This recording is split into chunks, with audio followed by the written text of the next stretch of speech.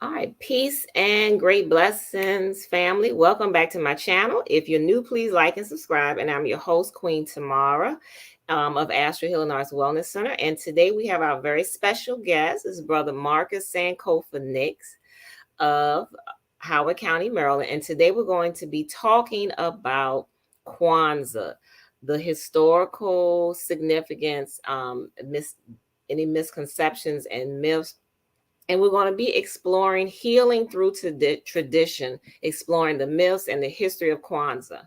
So I hope everybody is ready because I am ready. We got a lot of questions and we're going to get some answers today. And so let's begin with Brother Marcus. I'm going to read his bio, family. So Marcus Sankofa Nicks is an educator, researcher, and historian of African American history and culture. He is the founder of History Heals Consulting L.L.C, a business devoted to using African American history as a vehicle to aid schools, institutions, and businesses in fostering healthy and inclusive environments. He holds a Master's of Arts degree in African American Studies from Morgan State University and is the museum curator for the Howard County Center of African American Culture, located in Columbia, Maryland. A significant aspect of his research is the historic plight of African Americans in the field of education throughout the state of Maryland and beyond. For 12 years, he has served as an educator in the Howard County Public Schools system, where he has taught African American studies seminar while also serving as a consultant for numerous educators on effective approaches to supporting Black students through a culturally relevant, trauma-informed approach. Some of his most recent work has included training K through 12 public school educators throughout the state of Maryland and nationwide at Baltimore's Reginald F. Lewis Museum and the Maryland Center for History and Culture. He has supported educators all over the country by providing professional development and healing spaces, their mental health and overall well-being. His passion to serve the community has also enabled him to have an extensive tenure supporting Black families through wellness support by way of the Temple of New African Thought Holistic Wellness Center of Baltimore, Maryland. His mission is to empower, educate, and inspire others through the lens of African American history and culture. He is also a proud husband, father, and son who is passionate about his role in uplifting the community and all of humanity. So we want to give him a warm welcome. Welcome to the show today. Thank you. Thank you. I'm delighted to be on to conversate today, and peace and love to all those listening and tuning in wherever you all may be. Glad to be on. Thank you. Thank you. So it's an honor to have you. So you have a very extensive repertoire, especially when it comes to education, which is good because we do need, like you said, trauma informed and culturally relevant education. Sure. Definitely so. Definitely Mhm. so. Okay. All right. So um is there anything else you'd like to share about yourself before we get started? Well, I think you hit a lot of bullet points as to my background, history, my bio. I think what I would just emphasize yet again is just that I'm proud to be a humble servant of the community. Good, I'm proud thanks. to be a humble servant of the community of a few different communities. Mhm. I will add, but I'm proud and I'm honored and humbled to serve. As Mhm. I see it as an honorable endeavor, and so I'm humbled and delighted to do so. Great, great, great. All right. So this discussion today is surrounding Kwanzaa, which is a very important holiday in our community. I personally, myself, my family, and I do celebrate it, and it was something that we adopted as I got older and in college and started learning about it. So I'm seeing more emphasis on it now in the last, I would say maybe 20 years. I've seen more of a presence of it. So that is, but yeah, even though we're seeing it more and hearing about it more, there's still some, myths and misconceptions about it. So we're in the Kwanzaa season. So I'm gonna greet you, Habari Ghani. All right, all right. Uh, Ujima, collective work and Ujima, responsibility. yes, the day of Yes, yes. collective work Number and three. responsibility, right? So, all right. So before we go any further, let's just talk about what is Kwanzaa. Can you give our listening audience a definition? Like, what is Kwanzaa? Sure. So Kwanzaa is a cultural holiday Mm-hmm. rooted in African values, customs, and traditions that was birthed in 1966 by way of Malana Karanga at the helm, leading the organization, the Vanguard organization at the time that he helped to institute the US organization. And so Kwanzaa is a celebratory endeavor. It's a cultural holiday, one rooted and steeped in African custom values and tradition, which is about family, community, collectivism. It's rooted in a Pan African orientation. So, those of African descent globally, all throughout the world, throughout the diaspora, the Caribbean, the islands, the states, Mm-hmm. the Americas, in Europe, the widespread of Africanity from a Pan Mm-hmm. African perspective and a Pan African lens. It's to connect us all, Mm-hmm. regardless of class, regardless of ethnicity, regardless of age, skin tone, shade, and all those things. But Kwanzaa is an attempt to have those who participate, uh, especially those of African descent, really evaluate what it means to commit or to recommit to Mm-hmm. the best practices and ways of life for those of African descent. How can we restore ourselves? How can we Mm-hmm. rebuild ourselves? How can we replenish ourselves? How can we reframe our paradigm from a deficit based lens, from a more strength based, empowerment based lens? So Kwanzaa is a celebration which helps to just remind those of African descent just the value that we have, our contributions. We look to our ancestors as a guide and a roadmap, and we're reminded that what it is that they have done, their work is not in vain. And so Kwanzaa is something, as you said, is still celebrated to this day, and I see many catching on as I see celebrations all ranging across the internet and Yeah. across the states and across the globe. But that is that is Kwanzaa, and I will also say this as well. It was birthed from a philosophy called Kawaida. So as Yeah. Dr. Malana Karenga was helping to bring forth this holiday of Kwanzaa, he wanted to extract and tease out the best of African custom and tradition. So he looked to the continent, he looked to those classical civilizations, he looked at the elements of culture and wanted to take that and draw on the best practices and traditions of the past and Mm-hmm. then apply it and use it as we look forward. And so the term Sankofa means just that. As we move forward with our futuristic plans and endeavors, we can never forget our culture, we can never forget our roots, we can never forget our history and our heritage. So all of that is intertwined and a part of the larger vision of what Kwanzaa represents. Wonderful. That's a great, comprehensive, inclusive definition. I haven't heard it quite in that same way. Just the basics before.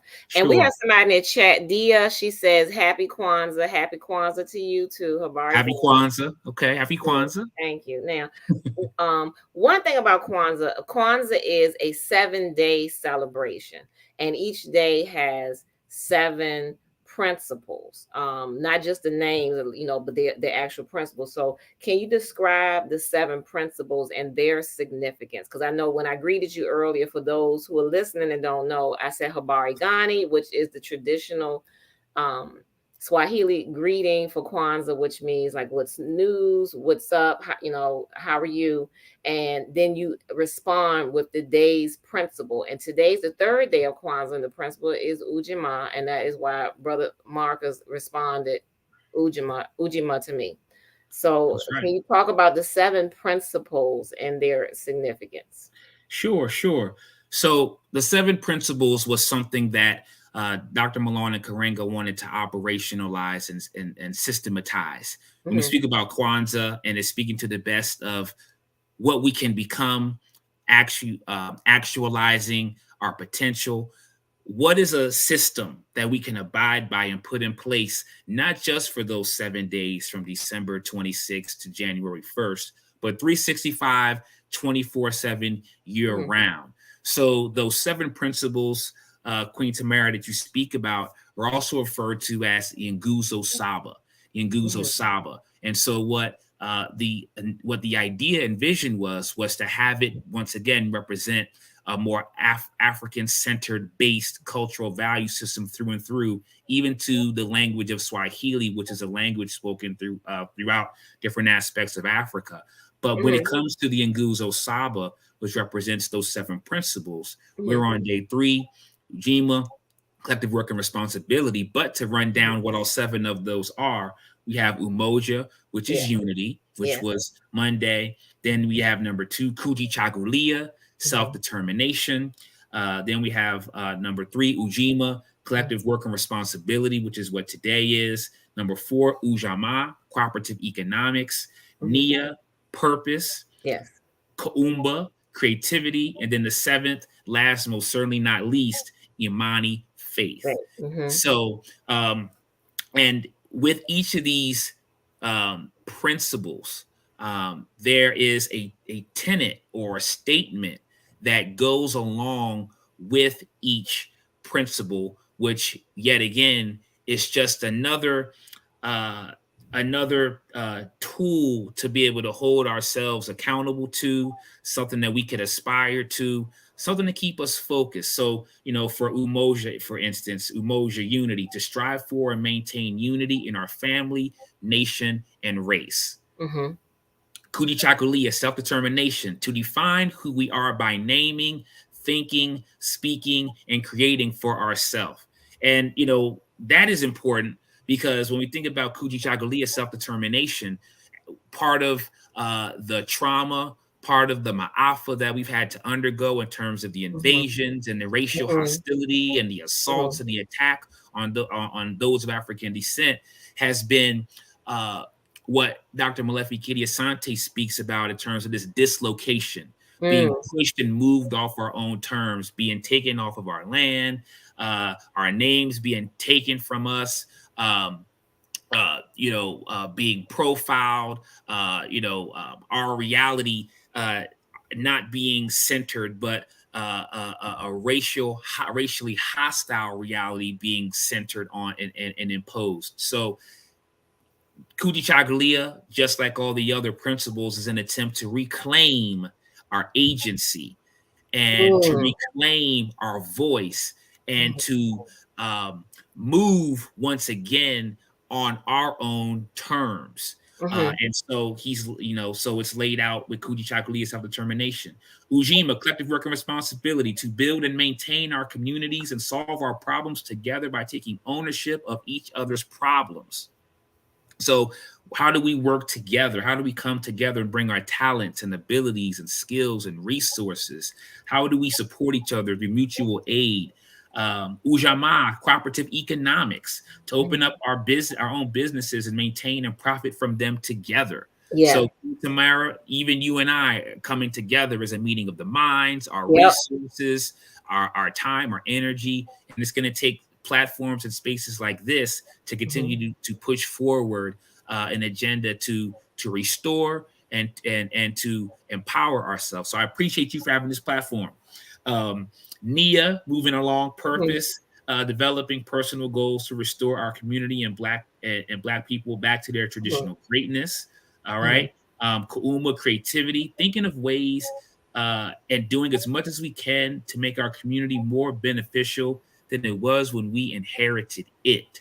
Yes. So, Definitely. I mean, once again, rooted and connected to African tradition and values, even though on the continent there are different tribes and ethnic groups and different regions, some of the consistent threads that permeate are family, Mm-hmm. community, Mm-hmm. collective, which is very different than where we may find ourselves now, where the individualism and me, myself, and I. Mhm. These types of attitudes and mindsets can help to stunt what can be accomplished as a result of working towards these seven principles. And then last and most certainly not least, once again, Imani faith, to believe in each other and everyone around us despite our struggles and past.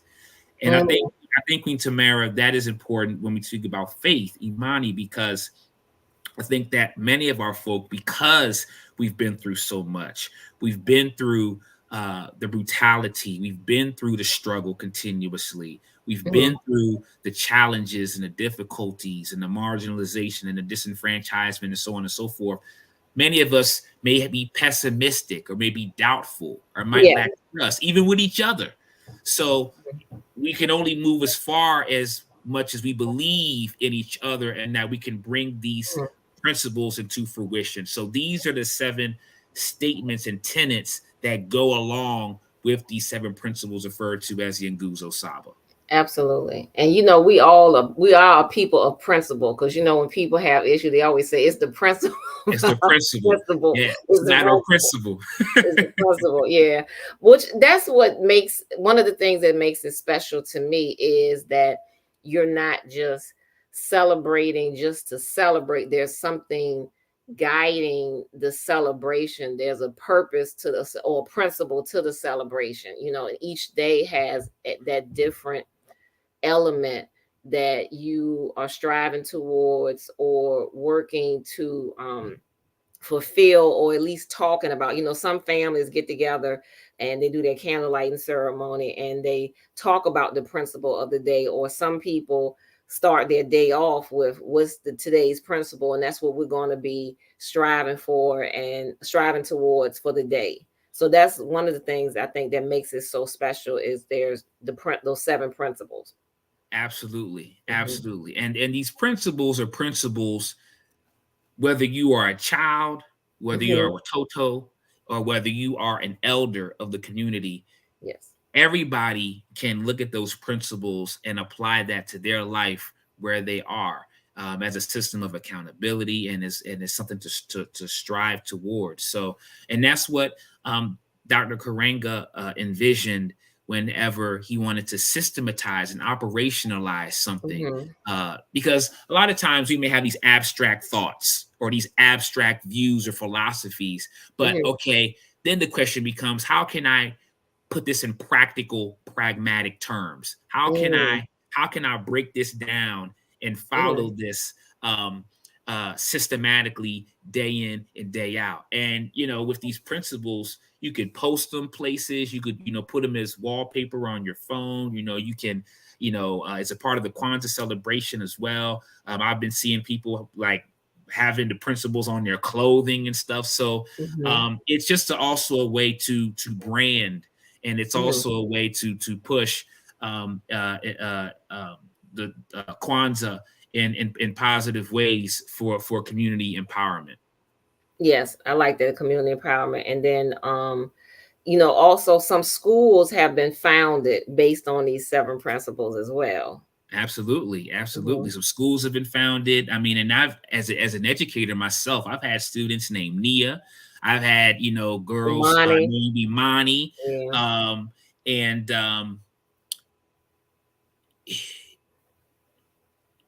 even there's a couple that I've even came across named Ujima. Mhm.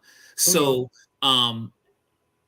it's been a great teaching tool because in many of these instances, in many of these cases, these little queens didn't know the significance behind their name, and so it's a segue to be able to teach them once again that you are rooted in greatness. Mhm. And your name means this, and it just takes things deeper into the history and the backdrop of what it represents, and that's an honor. So you carry that honor with you, and that's not anything to take lightly. So there's a lot of benefits and positive things that can come from these seven principles in the Nguzo Saba, I would say. Mhm. Yes, and then also seven is a sacred number as well. Yeah. Yeah. Seven is a sacred number as well. And yeah, I mean, I like I said, there's a number of different things that resonate and what make it stick and what is Mhm. make it and what has made it last up until this point. Mhm. And I think what we would have to think about is what's the next steps for us here? Where do we go from here? How do we actualize and carry out the mission of Kwanzaa in 2022? What are some of the things Mhm. that we need to shed or discontinue, and what are some of the things that we need to continue to keep Mhm. when we talk about tradition, when we talk about culture, and all that we do, which makes up our culture. Mhm. That makes sense. Yes. Um, you talked a little bit about the history of it earlier, when we first started talking about Kwanzaa. But Kwanzaa, you said, began with Dr. Mwalana Karenga. Yes, Okay. yes. So Kwanzaa, 1966 Mhm. was brought forth by Dr. Malona Karenga. Many people don't know this, but Dr. Malona Karenga actually was born in Maryland. So he's a Marylander in terms of his birthplace. Parsonsburg, Salisbury area near Eastern Shore, Oh, and the he Eastern was Shore. on Okay. the Eastern Shore. And so his name that the name that he was given by his parents before he actually transitioned to taking on the name of Malana Karenga Mhm. was Ronald Everett. And Okay. so Malana Karenga, who's still alive, who's still who's still speaking to Kwanzaa and how we can use it as a vehicle to empower and uplift um, each other. He was the youngest of 14 children, the seventh son. Mhm. His father was a preacher and a minister, and his family had a high value in education. Mhm. And he attended an all-black Salisbury High School. And one of the things that I thought was interesting when I did some research and did some background knowledge on Dr. Karenga was that the principal of the high school that he attended, Charles Chipman, Principal Charles Chipman, had a huge, profound impact on um, Ronald Everett at the time, who would eventually become Malana Karenga. Okay. He was an educational leader, Howard University alumni. Went to traveled globally across the world. He was a race man. He was all about collectivism, self-determination. Mhm. He embodied the principles of the Nguzo Saba before it was actually coined and termed. And Wow. looking and seeing him as a principal, as an Mhm. educational leader, paved the way for Malana Karenga to then later on become Mhm. a professor. And Malana Karenga would eventually move to L.A. with his Mhm. brother after high school. And so he enrolled at L.A. City College. And from what I came across, he in 1961 was the first student body president of African descent. Mhm. And then, so once again, when we look at Kwanzaa, and I think it's important in general, when we look at our those who have been organizers, those who have been trailblazers, those who have been pioneers, it's also important, I believe, to look at those who were instrumental in their growth and development. Mhm. Whether we're speaking about Malana Karenga, whether we're speaking about Malcolm X, Frederick Douglass, Harriet Tubman, Sojourner Truth, whether we're speaking about Miriam Cloud Bethune, Ida B. Wells, you name it, so on and so forth.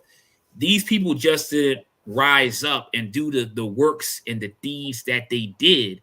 There was a lineage and those who came before them, who paved the way, who inspired them, who taught them, who instilled certain values and principles in them to push forward their aim and vision, to build on top of that was given to them beforehand. And that is very, very important, I believe.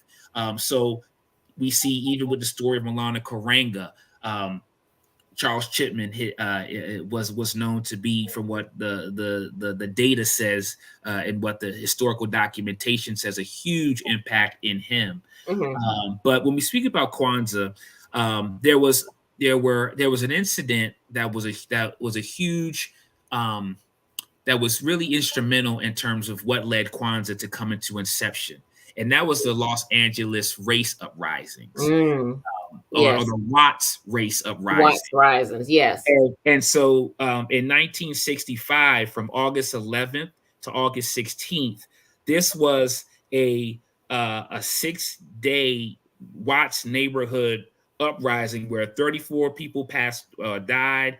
There were over 1,000 injuries, over 4,000 arrests, and it came as a result of a young man named Marquette Fry. He was 21 years old, being arrested, who was supposedly driving drunk. Mm-hmm. He apparently did not pass the sobriety test, and he was Okay. brutalized and struck by the police. And Mm. so the neighborhood, came out trying to support and bring some form of protection to this young man. His mother came out to his rescue and defense. But that right there was indicative of the climate that was happening during this time, because we're talking about the 60s. We're talking about, the sit-in movements, the battle and the fight for voting rights. Mm-hmm. 1965, Malcolm X is assassinated. And Mm-hmm. then 2 years after Kwanzaa comes into inception, after Kwanzaa's birth, is the assassination of Dr. Martin Luther King. Mm-hmm. You also see integration and the tension and the hostility with the intermixing. Mm-hmm. And so these things that I say help to give context to why there needed to be something to restore African people. There had to Okay. be something to rebuild African people. There had to be some kind of framework and something to be a catalyst to help us to come together and reaffirm each other when society would not affirm who we were. Something that would connect us, something that would help sharpen our vision and keep us focused on what it is that we needed to do, that was rooted in best practices and tradition from the continent of Africa. And so Dr. Karenga, when he thought about what could be done, and the US organization was established, us as opposed to them was what it represented. Dr. Karenga was studying those on the continent, the Kwame Nkrumahs and the Leopold Senghors and the Negritude movement and Malcolm X, and he was studying all these different figures who Julius Nyerere on the continent of Africa, formulating what he Kwanzaa and what it will become here in the United States. Mm-hmm. So these were the things that helped Kwanzaa come into fruition. And Kwanzaa was also about celebrating each other, Mm-hmm. because it's one thing as an African people to view ourselves through the lens of the oppressor, or view Mm-hmm. ourselves through the lens of a system that dehumanizes and puts us down. But who are we to each other? What is our value to each other? And so Kwanzaa, yet again, is an opportunity, an intentional opportunity to come together and to celebrate the victory. We have so many victories, but because the history has been erased so often, because what African people have contributed to the world has been distorted, many a lot of times don't believe we've done much, or Yeah. that there is victory that we have obtained and that there's victory still to gain. So this is what Kwanzaa was about and is still about. And these are some of the things that Dr. Malana Karanga, uh, these are the things that led Kwanzaa to coming into inception. So, yeah. Oh wow. Okay. That's I wasn't aware of the events that led up to the Watts riots. I thought it was in response, or at least that's what I was told. It was in response to Martin Luther King Jr.'s assassination. So I wasn't aware of that. Um, that it was in response to police brutality. Okay. Now let's talk a little bit about some of the misconceptions of Kwanzaa. A lot of people believe that Kwanzaa is a black version or Afrocentric version of Christmas. What would you say to those people? I mean, I've heard many people say Sure. that Kwanzaa is just a black folks' Christmas. What would you say in response to that?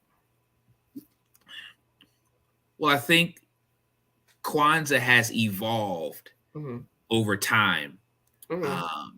And from its inception, Mm-hmm. it was militaristic from the perspective of it was about reinforcing African values, customs, tradition, as Mm-hmm. we look and glean insight from the Nguzo Saba. How can we maintain our own institutions, our own stores, uh, Kunichagulia, name for ourselves, do for self? So when we think about religion and Christianity or Islam or Judaism or uh, at the time, the conversation was, well, are these religions rooted in our African cultural tradition? Okay. And how can we carve out space that is specifically, intentionally African through and through to the core?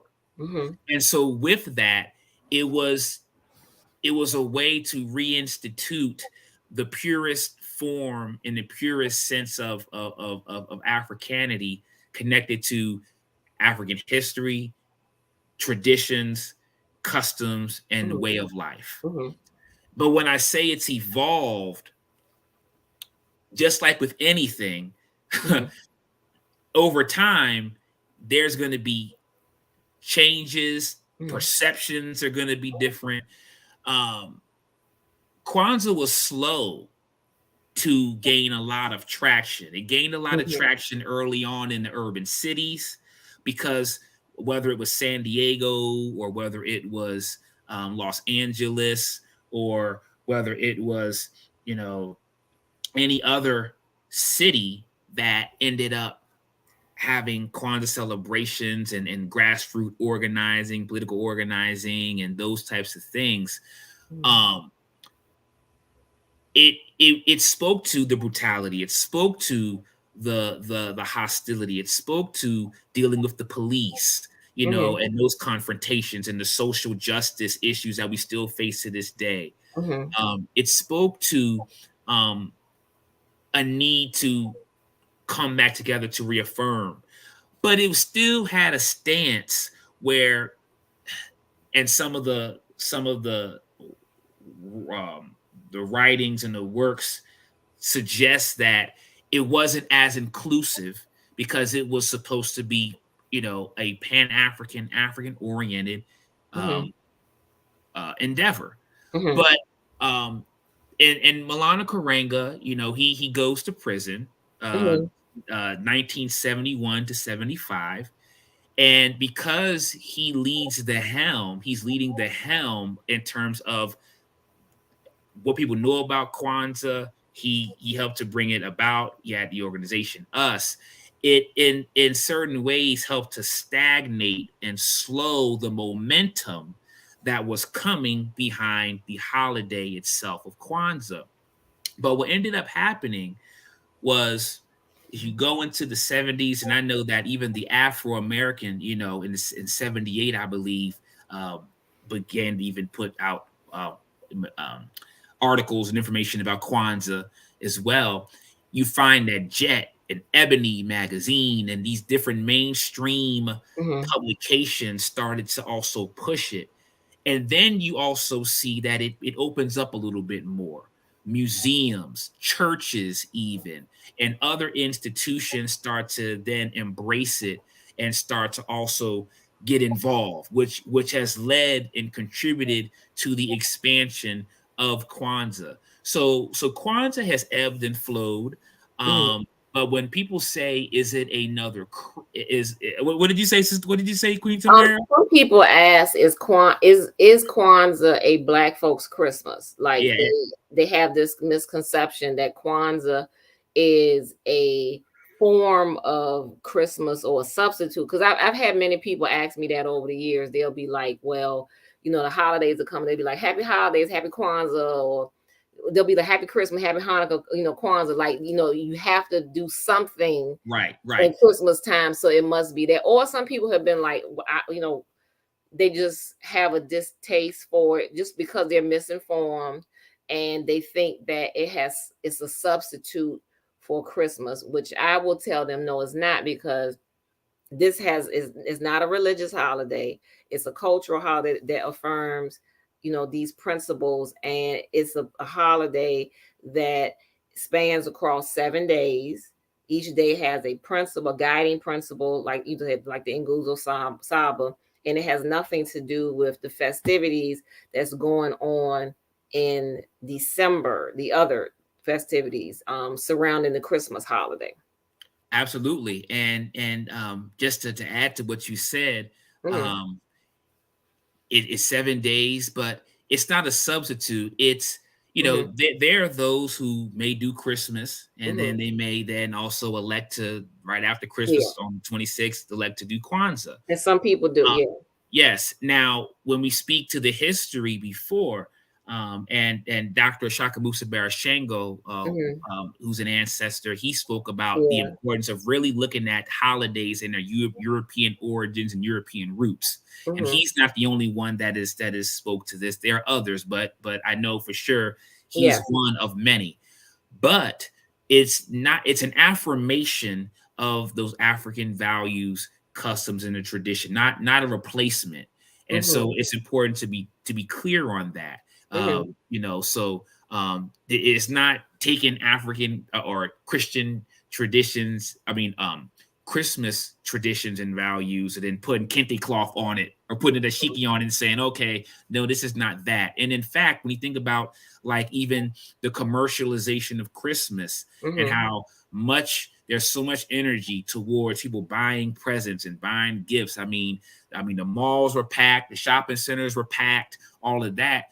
When you look at what Kwanzaa represents, how can we patronize and support Black business? Ujamaa, there we go. Mm-hmm. And when it comes to gifts, well, I could go spend my money, but Zawadi, maybe I could take my kaumba, my creativity, my Yes. ideas, my thoughts, my intellect in my own hands and my resources and craft a gift and give it to my brother or my sister or Right. someone in my family or my child. Um, Mm-hmm. and so I would agree with you. It's definitely not a Black Christmas, but as Kwanzaa has evolved, it's open. It's opened up. I would argue to be more inclusive, and that I think is why you see a wave of nuance in terms of the inclusivity when it comes to Kwanzaa. Just 2 days ago, with the Howard County Center of African American Culture, we had a booming Kwanzaa celebration for Umoja Ujima. Mm-hmm. We had Muslims there. We had those of the Christian faith, Baptist, non-denominational. We had those who were who consider themselves Afrocentric or from the African-centered community, and so on and so forth. All there, embracing what Kwanzaa represents. So it also has the capacity to bring Mm-hmm. together people in many different walks of life and ways of life. And I think that right there is indicative of what that whole Pan-African Yes. notion means. Absolutely. So yes. Good answer. Thank you. Okay, so we have a question in the chat, which brings me to my next question. Great Okay. minds think alike. Dia said, "Can anyone celebrate Kwanzaa if they're not Black or African?" I'll let you Ah, answer that yeah. first. So that's a good question. So I would say that Kwanzaa, those principles, the tradition, the Mhm. customs, and the values are rooted from an African perspective, or from an Afrocentric base, or an African centered base. But these principles of family, Mhm. community, Mhm. um, working together, doing good to one another, these are principles that could be applied to any race. These are universal principles that Yeah. can be applied to any group of people. Now, to be clear, and what Malana Karanga wanted to do was be intentional about making sure that we understand that the African experience, because of the trauma and because of what has happened, we got to be intentional about what is ours and how we maintain and sustain. However, even nowadays, you will see those coming to learn about the African culture and history who might not necessarily be a Black person of African descent. And so I would say that these principles are principles that can span even beyond those of African descent from a humanistic standpoint. However, it still has a fundamental foundational Pan-African root and orientation. So I hope that answers the question. But that is what the Kwanzaa vision is based on what was put forth from the beginning. Yeah, I think anyone can celebrate it, and I even encourage people of other cultures, other ethnic groups to celebrate it. And even in the workplace, I think if people celebrated these principles and use them as a guide for, like you said, how they interact with one another, how they treat and communicate with one another, I think it'll make a better society, as well as especially in the workplace, because each day is a different principle, and if people come to work or gather each day at home or the workplace or wherever, and they talk about what our guiding principle for this day is going to be, it brings everybody in unison, helps people to have that same mind frame where we'll be working together instead of working against each other or that individualism. And I would say yes, I think anyone can celebrate it, because like he said, it was something that was born out of Pan-Africanism, and we know that we're all over the world throughout the diaspora, and you don't just have to be someone that identifies to celebrate it. I think it's something in it for everybody. Yes, there's something in it for everybody. Um, it's a great learning and educational opportunity for all, because when we speak about these principles, and it's well, why is it important for us to um, work together to build and maintain our businesses, our institutions, and our stores? What have we had to deal with where we had to work together and support each other, to survive and then thrive? So all these principles once again are rooted in the experiences that African people have had to undergo historically. And so if you don't necessarily, you know, and this question is a really good question, and we could spend a whole hour and more talking about it, depending on really how technical you want to get with it. Some say, well, there's race, and race is important. Some say, well, hey, race first, right? Like, okay, this is how we are viewed, how we're seen. So we thrust and put our race first, and this is what we're going to rally behind, and we're going to put our Pan-African agenda behind that. And yeah, there's some merit in that. Then there's some for other perspective that would say, okay, well, there's only one race, the human race, and these are social constructs. And so what do we do with that? Nothing is 100% anything, but once again, I think there's something in it for everybody. These principles have universal. There's universal connection to all of these principles, and once again, as you see now in 2022, you'll see a number of different people from different groups and walks of life taking part in Kwanzaa. Absolutely, yes. The Kwanzaa, the words and the names of the principles, the names of the ceremonial objects, in this celebration are all derived from the Swahili language. Is there a significance why Swahili is used as opposed to some other languages? Well, that's a good question as well. So Swahili is a pretty commonly spoken language throughout the Mhm, continent of Africa. mhm, Not the only language spoken, of course, but a pretty commonly used language. So you find the name Kwanzaa, um, which means, which comes from the term Matunda ya Kwanzaa, or first fruits of the harvest, mhm, which is derived after the African harvest festivals. The Nguzo Saba, the name of the Kwanzaa symbols, all of that is Swahili. mhm, And Swahili was really the language of Black nationalism, so to speak, mm. Okay. back in the 60s. So you found that, um, uh, the Swahili language, Mhm, people were converting their name into more of Swahili names. So even Malana Karenga, Malana, master teacher, Karenga, keeper of tradition. And I know one of the things that inspired him was seeing Malcolm change his name. mhm, Now, not Dr. Karenga was not Muslim, but mhm, that when you change a name, you change the energy mhm, and the whole makeup, and that goes back to Kuji Chakalia self-determination. So mhm, just to make sure that it spoke to what we represent, it spoke to our identity, who we are as a mhm. people. And so that was the purpose and meaning behind making it Swahili. um Okay. so yep.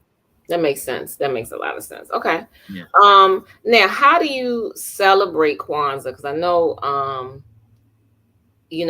when we started, we didn't really have a there was like no owner's manual. It was kind of like, when I was younger, I used to go to a lot of, especially in college, I would go to a lot of candle lighting ceremonies. And, they would have them in the city for each day. And that's how we kind of just got started with it. So, is there a right way, wrong way to celebrate Kwanzaa? I mean, how do you celebrate Kwanzaa yourself? Well, what I typically do is, usually there are, you can celebrate Kwanzaa in the home. I know my Hmm. family, my wife, and my daughter, the three of us, we have our own intimate Kwanzaa celebrations at home. Hmm. You can have Kwanzaa celebrations at church. The Kwanzaa Hmm. celebration I told you about a couple days ago was at St. John Baptist Church in Columbia, Maryland. Yes. The TNAT Holistic Wellness Center that you read about earlier, or you know, you can have celebrations almost anywhere, Yeah. but Some kind of library has them down here. yeah, Yeah. libraries, museums, cultural Hmm. centers, Culture neighborhood center. Right. centers. Um, I've even I've even seen some that have been in barbershops or beauty salons, Hmm. Black business places. But usually, when you think about what's involved with Kwanzaa, the arts are usually significant. Dancing, drumming, Hmm. uh, um, usually poetry or spoken word, and it varies. So you might not see the exact same things each celebration. Usually, what's pretty customary and consistent throughout, though, is that there's the candle lighting ceremony where you light the 7 candles. You have the one black candle, you have the Hmm. three black, 3 red, and 3 green. Hmm. And the red, black, the green, or the black, red, green. Black representing the people, red Hmm. representing the struggle. Some say the bloodshed, and then green, the future hope. And Yes. then you speak about the principles, what they mean. You have the display, but and then there's a karamu, which is a feast that's usually Hmm. on the 6th day or towards the end. But I've seen karamu done each day. I've seen karamu Yes. done on different days. Hmm. But there's normally song, there's normally dance, there's normally drumming, there's normally vendors who are selling their products and services, fellowship. And there could be I've seen ancestral. There's normally libation. Let me not forget that Yeah. libation, pouring of libation to Hmm. honor the ancestors and those who have gone Yes. before you. Um, So it's something for everybody. Something for the ancestors, something for the youth, something yeah, for the adults. yep. The Yep. children, Children, crafts, our activities for them, hands-on and things like. activity. Yeah, so it's very family oriented. Hmm. It's and It you is. don't That's what I like about it. have to have a head wrap or African garb or a dashiki. You can have that, and that's cool. And that is an extension of the culture. But you can come just as you are. And so those are typically some things. I know before in history there have been times where some have fasted leading up to Kwanzaa. There's been pageants. Mm. There's been what else? Oratory contests or speeches given, different things. So, like I said, it can vary. There's a number of different things that you can do when you have your Kwanzaa celebration. Mhm. But it's normally rich and festive. Mhm. Yes, and I like that, rich and festive and family oriented. So that's the most important thing. So if you are in the listening audience and you're thinking about or considering Kwanzaa for yourself or your family or your community or your church or your place of work, this is a great thing to endeavor upon. And like we said, start out small, just bringing the people together, gathering them together, and going over the daily principles. You can also find decorations for Kwanzaa now. I know when we started, we used to make a lot of stuff, but now you can actually purchase those things from some black owned businesses, and they'll have, the ceremonial items like the Kanara, the Mkeka, the other parts of it that you need, and the Unity Cup, all of those things. For layman's terms, you can find locally, you can find from bookstores or cultural places in your community.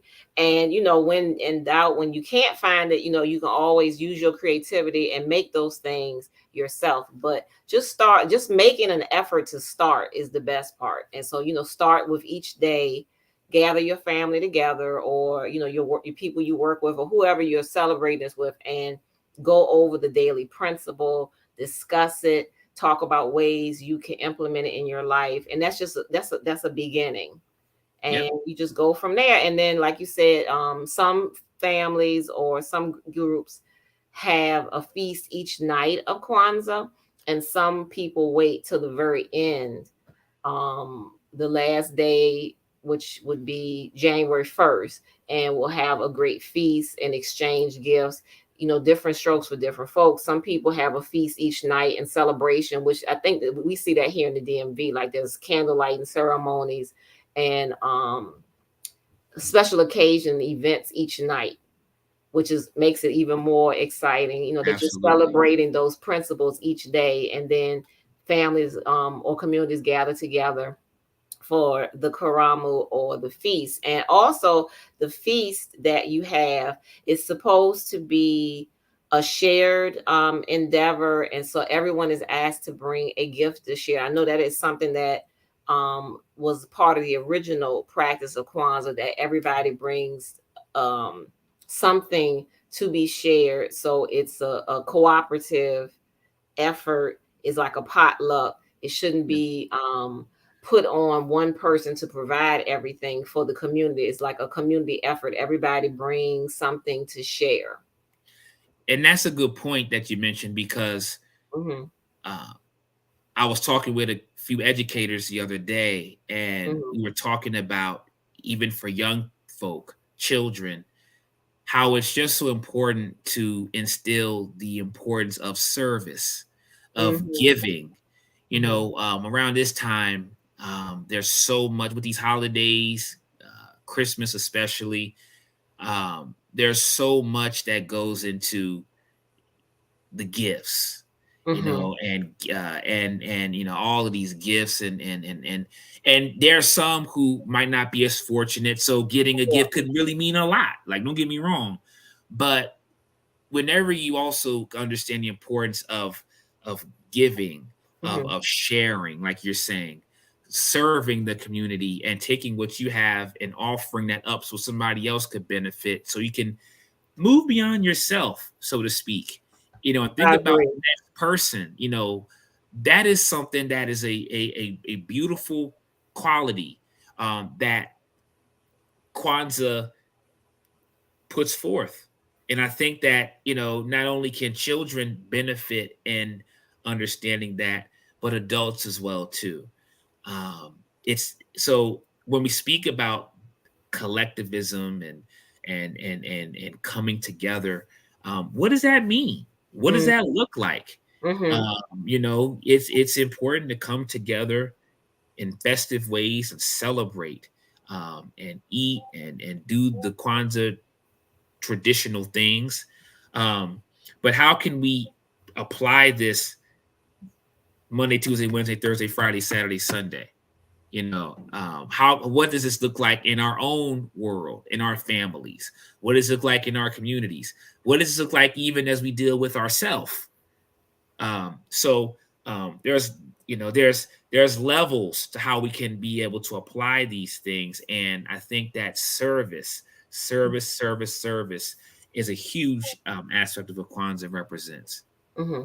Absolutely. I like that too. Yes. And there's more emphasis on giving and community and not so much on the getting. Because, a lot of people think about the holiday season as a time for getting gifts.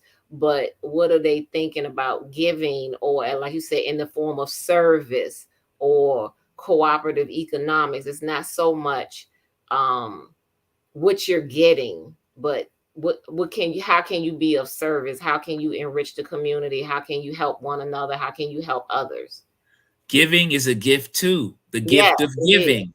Yes. It tends to be kind of like a one way of viewing it, as if like if you only receive, the gift comes by way of receiving, but there's Mhm. also the gift of giving.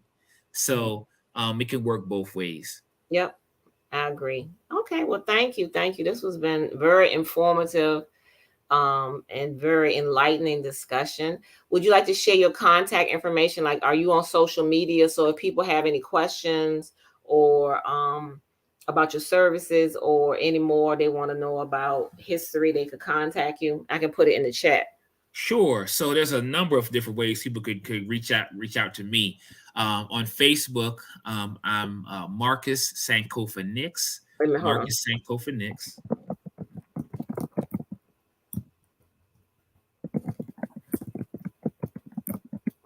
Okay. Uh, I'm the curator of the Howard County Center of African American Culture. So, Howard County Center of African American Culture, HCCAAC. We have online presence, social media, and Instagram and Twitter. You said curator of Howard County African American Howard Culture. County Center of African Howard American County Culture. Center. So that's for those who may want to connect with me from a museum historian standpoint. What's the website? I can just put the website there. Yeah, so the website is hccac.org. HCCAC? Yeah, HCCAAC. So H, two C's, two A's, one C.org. You got that? I do now. HCCAAC.org. That's it. That's it. And with our museum, our doors are not open yet. We're going to be opening at the top of the year, most likely in February. So, if for those who want to learn about the history of African Americans in Howard County, in the state of Maryland, and beyond, by all means, reach out to me. You can come and take a tour, see our exhibits. You can, see what events and programs, educational opportunities and resources we have. So we are actually going to be opening soon and very soon. But shifting from the museum aspect of things, but I do consulting work as well. Mm-hmm. So the consulting work that I do under the business History Heals Consulting, and that's and so let me give you my website, History Heals. History. Wait a minute. History Heals. Your History Heals Consulting Okay. .com. Okay. History So Heals consult Consulting.com. Okay. yeah, so that's my consultation business where I work with educators, administrators, principals, teachers in school systems and in school Mm-hmm. districts on Mm-hmm. how they take this history that we spoke about today and Mm-hmm. use this history. How do we engage students with this history? Mm-hmm. How do we teach it? But then also, how can we use this history to support the wellness and mental health of our educators? That's Um, great. and so I'm on Instagram and I'm on Facebook as well with the business too. Okay. And my hashtag History Heals. Um, so At History Heals. at History Heals. So uh, there's the museum side of things, and then there's also the Mm-hmm. consulting side of things as well. I also want to give some resources, if I can, Queen Tamara, on what we spoke about in terms of Yes. Kwanzaa. Yes. Definitely. Definitely. Yeah, so for those who want to explore and learn more, this here is a pretty pivotal piece here. Kwanzaa, a celebration of family, community, and culture that was put forth by Dr. Malana Karenga, Mm-hmm. and he has a number of books that he has put together. Um, this here is a book by Malefikidi Asante that speaks to Malana Karenga, an Okay. intellectual portrait, Malana Karenga by Malefikidi Asante. Okay. There's also a book. It's a pretty thick one, but this book here, Introduction to Black Studies by Malana Karenga. You could get Okay. that at your probably most likely a local Black store. This shout out to The book Everyone's Place. bookstore. Yep. Yes. Teen Holistic Wellness Center has books as well too. This book here is a little bit about the US organization in Karenga. Okay. One of the things that I would say is there's so much misinformation out there. Yes. The stuff that I'm sharing, here's another book here, We Are an African People by Russell Rickford. It speaks to Kwanzaa, but also it speaks to the Pan-African independent school movement, Mm-hmm. education, and so much as it pertains to African centeredness. But whether we're looking on articles, looking online, looking through books, there's a lot of misinformation out there. There's stuff that we may come across that is not factual, some stuff that may be. And so I would just urge those who are delving into Kwanzaa's history, Karanga, all of that, to Mm-hmm. use discernment and also think about um, and as a historian, as I'm thinking about this now, what they taught me in grad school and part of my training was um you know how can when you see one source, do you and it gives you information, can you find that same thing somewhere else? Can you corroborate? Can how can you validate or provide evidence for what it is that you're claiming? So I feel the need to say that just because you'll see a lot of information. People may be tearing down Kwanzaa, or people may be Mm-hmm. speaking to it in negative ways. That's real. That's out there, and we can critique. Critique is good. We can always think about how can we make things better, how can we improve upon things. But because we're in this age where there's so much information flooding our soundboards and flooding the media, Mm-hmm. not just with Kwanzaa, but with anything in general, Mm-hmm. just be mindful of the information that we might be ingesting, because everything is not um, accurate information. Absolutely. Absolutely. Yes. You gotta really do your research and discern. Well, thank you so much, brother. It has been a pleasure to have you here on the show with us and just, providing this information, because as part of the healing process, you also have to know who you are and um just begin the conversation towards healing us with, like Bob Marley once said, emancipate yourself from mental slavery. So this is a part of the healing through tradition as well. Absolutely, Mhm. absolutely. And so I'm so grateful to be on the platform. Looking forward to Mhm. more conversations and discussions. Happy Kwanzaa to Happy all, Kwanzaa. and looking forward to next time. All Peace, right then. peace to all. Peace and love, everyone. Thank you.